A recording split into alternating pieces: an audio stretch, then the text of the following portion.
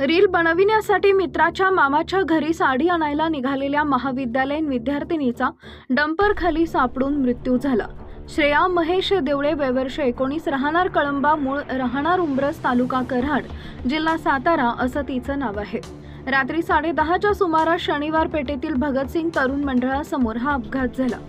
पोलिसांकडून मिळालेली माहिती अशी, श्रेया देवळे ही साळोखे नगरातील महाविद्यालयात इंजिनिअरिंगच्या 3ऱ्या वर्गात शिकत होती। ती मूळची कराड तालुक्यातील उंब्रजची राहणारी होती। तिला रील्स बनवण्यासाठी साडी हवी होती। यासाठी तिनं वर्गातील मित्र ओम पाटील याच्याकडे मदत मागितली। यावर ओम पाटील यानं त्याच्या मामाच्या घरातून साडी घेऊया असं तिला सुचवले। मित्राची दुचाकी घेऊन ओम पाटील हा श्रेया देवळे हिच्यासोबत गंगावेस येथील मामाच्या घरी गेला। तिथून परतत असताना बाजूने चाललेल्या सिमेंट मिक्सरला डंपरला दुचाकीची धडक लागली। दोघेही रस्त्यावर पडल्याने श्रेयाच्या डोक्याला गंभीर दुखापत झाली। तिला तातडीने CPR मध्ये आणले असता उपचारादरम्यान तिचा मृत्यू झाला। अपघातानंतर डंपर चालक घटनास्थळावरून पसार झाला।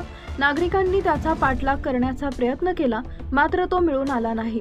लक्ष्मीपुरी पोलिसांनी डंपर ताब्यात घेतला असून चालकाविरोधात गुन्हा दाखल करण्यात आला असून अधिक तपास उपनिरीक्षक खंडू गायकवाड करत आहेत। श्रेयाची परिस्थिती बेताची। श्रेयाचे वडील चालक म्हणून काम करतात।